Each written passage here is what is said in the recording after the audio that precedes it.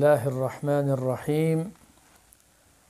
عن ابن عمر رضي الله عنهما قال أخذ رسول الله صلى الله عليه وسلم بمنكبي فقال كن في الدنيا كأنك غريب أو عابر سبيل. وكان ابن عمر رضي الله عنهما يقول إذا أمسيت فلا تنتظر الصباح وإذا أصبحت فلا تنتظر المساء وخذ من صحتك لمرضك ومن حياتك لموتك. رواہ البخاری. ابن عمر رضی اللہ تعالی عنہما سے روایت ہے، قال فرمایا، اخذ رسول اللہ صلی اللہ علیہ وسلم، رسول اللہ صلی اللہ علیہ وسلم نے میرے کندھے پر ہاتھ رکھا اور پکڑ لیا. فقال فرمایا، کن فی الدنیا کأنک غریب، کن رہے ہو جاؤ فی الدنیا، دنیا میں کأنک غریب، گویا کہ آپ ایک نووارد مسافر ہیں، کسی بستی میں داخل ہوتے ہیں، او عابر سبیل، یا راہ گزر کی طرح. وکان ابن عمر رضی اللہ عنہما، تے ابن عمر رضی اللہ تعالی عنہما یقول فرماتے تھے، اذا امسیت فلا تنتظر المساء صباح، جب آپ شام کریں تو صبح کے انتظار نہ کرنا، اور جب صبح ہو جائے تو فلا تنتظر المساء، پھر شام کے انتظار مت کرنا. وخذ من صحتک لمرضک، اپنی بیماری کے لیے صحت میں سے کچھ لے لو. ومن حیاتک لموتک، اور اپنی زندگی میں سے اپنے مرگ کے لیے، موت کے لیے کچھ بنا لو. رواہ البخاری، یہ حدیث بخاری رحمہ اللہ نے روایت کیا ہے. معزز سامعین، مختصر حدیث ہے لیکن بہت ہی عظیم الشان حدیث ہے. مقام و منزلت کے اعتبار سے ابن دقیق العید رحمہ اللہ فرماتے ہیں کہ یہ حدیث بہت ہی معانی الخیر، یعنی خیر کی جتنے معانی ہیں ان کو جمع کرنے والی ہے. اور امام مناوی رحمہ اللہ نے فرمایا، هذا الحدیث اصل عظیم فی قصر العمل، کہ یہ حدیث جو ہے ایک بہت ایک بنیاد ہے کہ انسان اپنے امید کو جو ہے کم کرے. وَأَلَّا يَتَّخِذَ الدُّنْيَا وَطَنًا وَسَكَنًا، کہ وہ دنیا کو جو ہے اپنا ہمیشہ کے لیے رہنے والا وطن اور رہائش گاہ نہ بنائے، بلکہ اس دنیا میں اس طرح رہے گویا کہ ایک انسان جو ہے وہ سفر پر جا رہا ہو اور وہ تیاری کر رہا ہو جانے کے لیے.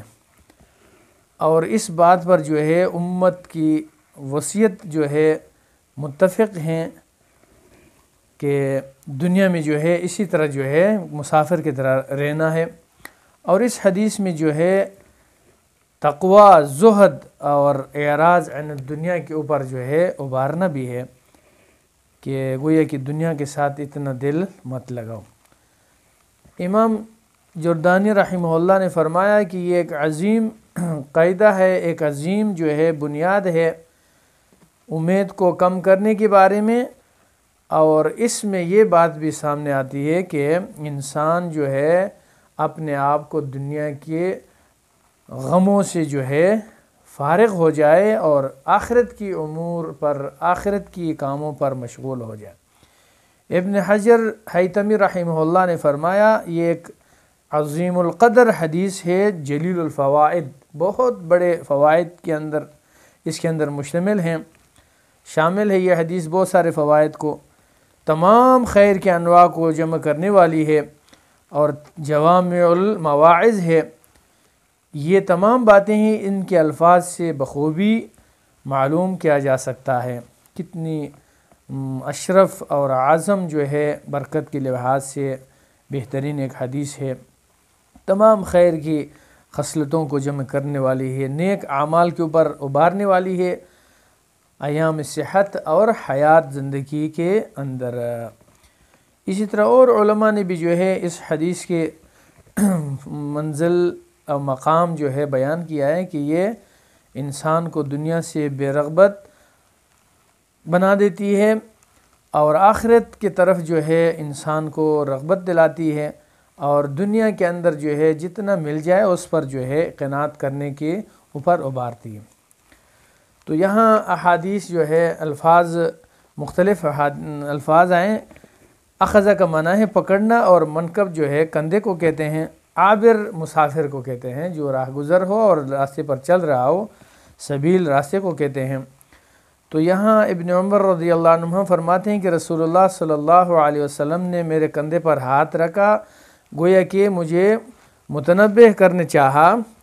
اور پھر فرمایا کہ نبی صلی اللہ علیہ وسلم نے مجھ سے کن فی الدنیا، اس دنیا کے اندر اللہ نے جتنی زندگی آپ کو دی ہے اس میں آپ اس طرح رہیں کأنک غریب، گویا کہ آپ ایک نوارد مسافر ہیں، کہ اس دنیا کے رہنے والے انسانوں کو اللہ کے رسول نے مسافر کے ساتھ مشابہ، غریب مسافر کے ساتھ مشابہ تشبیہ دی کہ اس دنیا کے ساتھ جو ہے دل نہ لگائے، اس میں مطمئن نہ ہو جائے۔ گویا کہ رسول اللہ صلی اللہ علیہ وسلم غریب کے ساتھ تشبیہ دے کر ابھارا انسان کو کہ جس طرح غریب آدمی کسی شہر میں بستی میں داخل ہوتا ہے تو وہ اس کے اندر مطلب مصروف نہیں ہوتا، ان کی مجلسوں میں جا کر لذتیں اور تلذذ حاصل نہیں کرتا، اور ان کی اندر جو لباس وغیرہ کی عادات ہیں ان کے اوپر جز و فض نہیں کرتا، اور ان کے پیچھے مطلب پیٹھ نہیں پھیرتا، بلکہ اپنا مقصد حاصل کر کے وہاں سے نکل جاتا ہے۔ تو گویا کہ انسان کو بھی جو ہے اس غریب مسافر کی طرح یا راہ گزر کی طرح جو مسافت طے کر رہا ہے، راستے میں گزر رہا ہے، اس کی طرح ہونا چاہیے۔ اور پھر مسافر جو ہے اپنے سفر میں اپنے قوت کے ساتھ ایسی سامان لے کے جاتا ہے جو اس کو وہ اٹھا سکے، اور ایسی چیزوں سے وہ بچ جاتا ہے جو اس کو سفر طے کرنے سے حائل اور رکاوٹ بن جائیں۔ اس کے ساتھ توشہ اور اسی طرح سواری ہوتا ہے جو اس کو اپنے منزل مقصود تک پہنچائے۔ تو گویا کہ رسول اللہ صلی اللہ علیہ وسلم نے بھی ہمیں یہ درس دیا کہ دنیا میں جو ہے اس مسافر کی طرح جو اپنے منزل مقصود تک جا رہا ہے اس طرح آپ نے بھی زندگی بسر کرنا ہے، کہ ضرورت کے طور پر جو ہے دنیا کو استعمال کرنا ہے جو آپ کو جو ہے اصل مقصد کی طرف لے جائے جو آخرت کا منزل ہے۔ تو اسی لیے ابن عمر رضی اللہ عنہ نے فرمایا کہ وہ کہتے تھے کہ جب آپ شام ہو جائے تو پھر آپ صبح کے انتظار نہ کریں، اور جب جو ہے صبح ہو جائے تو شام کے انتظار نہ کریں۔ اس کا مطلب یہ ہے کہ یعنی اس شخص کو اپنی موت جو ہے وہ بالکل اپنے آنکھوں کے سامنے رکھنا چاہیے۔ تو جب انسان جو ہے اپنے سامنے موت کو رکھ لے، اس طریقے سے زندگی بسر کرے، تو وہ نیک اعمال کے اوپر مشغول ہو جاتا ہے اور اس کی امیدیں جو ہے کم ہو جاتی ہیں اور دنیا کے غرور کو چھوڑتا ہے۔ اسی طرح نیک اعمال کے اوپر وہ جو ہے جلد بازی کر دیتا ہے،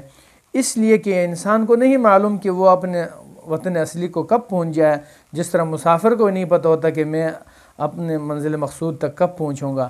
وہ جس جگہ صبح کر لے تو وہ جو ہے صبح کے انتظار نہیں کر رہا، وہ اپنے کام کاج کر کے وہاں سے نکل جاتا ہے، وہ صبح اور شام کے انتظار میں لگا نہیں رہتا۔ دوسرے آخری حدیث میں فرمایا کہ وَخُذْ مِنْ صِحَّتِكَ لِمَرَضِكَ، اپنے صحت میں جو ہے مرض کے لیے جو ہے آپ کچھ لے لیں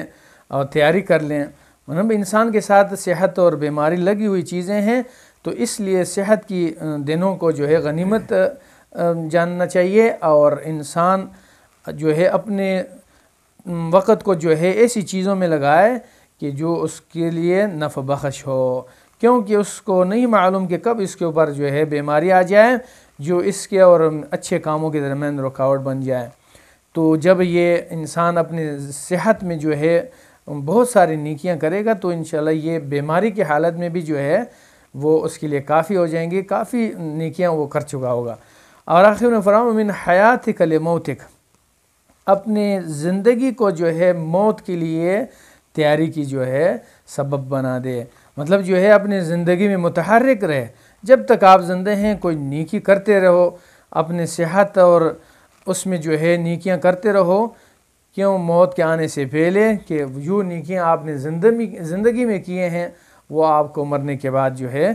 فائدہ دیں گی۔ تو اس حدیث کی بہت سارے فوائد ہیں، جو حدیث سے خلاصہ یہ ہے کہ پہلے ترغیب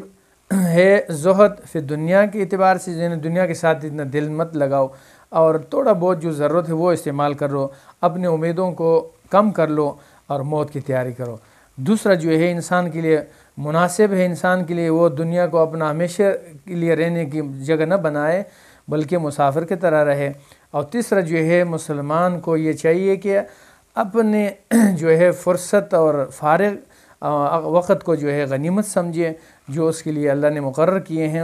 پہلے اس سے کہ اس سے فوت ہو جائے۔ چوتھا جو ہے حرص، مطلب علی اغتنام الوقت، وقت کو غنیمت سمجھے، جو وقت اس کو فرصت ملتا ہے اس میں نیکیاں کمائیں۔ اور پانچویں یہ ہے کہ اس حدیث سے یہ بھی معلوم ہوتا ہے کہ اس بات کے اوپر دلیل نہیں کہ یہ کوئی دنیا کی رزق اور اس کی جو ہے چیزوں کو چھوڑنا چاہیے، لذات دنیا کو چھوڑنا چاہیے، نہیں، ایسی بات نہیں ہے۔ دنیا کو استعمال کرنا چاہیے ضرورت کے طور پر، اور اس بات کے اوپر جو ہے نبی صلی اللہ علیہ وسلم کی فعل اور صحابہ کرام کے افعال جو ہے اس پر دلیل ہے کہ انہوں نے دنیا کو اس طرح نہیں چھوڑا، بلکہ دنیا کو ضرورت کے طور پر استعمال کی۔